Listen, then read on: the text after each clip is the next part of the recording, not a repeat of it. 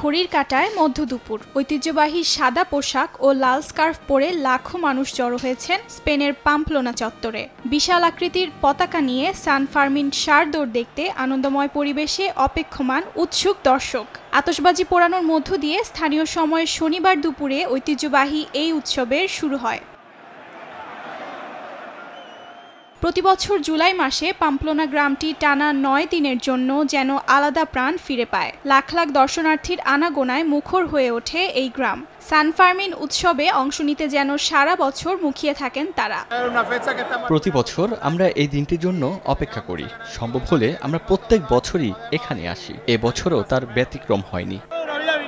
আমরা সব সময় এখানে আসি। এটি আমাদের আবেগের জায়গা। এটি বিশ্বের সেরা জিনিস, বিশ্বের সেরা পার্টি সান ফার্মিন।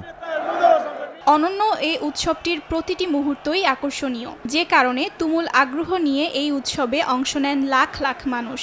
আয়োজকরা জানান, সপ্তাহ জুড়েই রাস্তার পাশে পার্টি, গান, প্যারেড চলমান থাকবে।